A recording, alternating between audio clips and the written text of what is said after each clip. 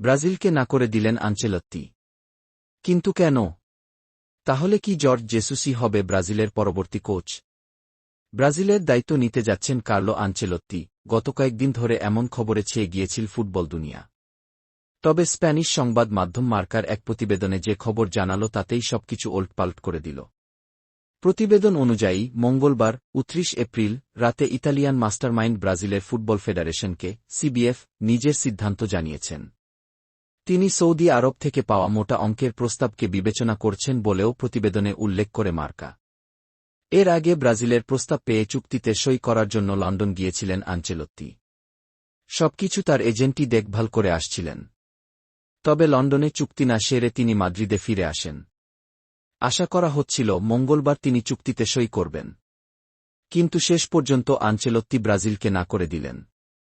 তিনি সিবিএফের সভাপতি এদনালদো রদ্রিগেজের সঙ্গে ব্যক্তিগতভাবে যোগাযোগ করেছেন এবং ব্রাজিলের আগ্রহের প্রতি শ্রদ্ধা জানিয়েছেন। এই ইতালিয়ান কোচ বর্তমানে সৌদি আরব থেকে পাওয়া মোটা অঙ্কের প্রস্তাব বিবেচনা করছেন বলেই জানিয়েছে মার্কা। এর আগে সংবাদ মাধ্যমটি তাদের এক প্রতিবেদনে জানিয়েছিল, আনচেলত্তি তার এজেন্টকে জানিয়েছিলেন তিনি জুনে ব্রাজিলের দায়িত্ব নিতে পারবেন না, আগস্টে যোগ দেবেন। সে মোতাবেক সবকিছু প্রস্তুত করেছিল ব্রাজিলের ফুটবল ফেডারেশনের সভাপতি। তিনি ধরেই নিয়েছিলেন রিয়াল মাদ্রিদ থেকে সম্মতি পেয়েছেন আনচেলত্তি এবং তিনি শিগগিরই ব্রাজিলের দায়িত্ব নেবেন। কিন্তু হঠাৎ করে আনচেলত্তির আবার এমন সিদ্ধান্তে অবাক হয়েছেন সিবিএফ সভাপতি। ফলে জুনের ফিফা ক্লাব বিশ্বকাপে রিয়াল মাদ্রিদের হয়ে দায়িত্বে দেখা যেতে পারে আনচেলত্তিকে। তবে এরপর তিনি বার্নাব্যু ছেড়ে যেতে পারেন।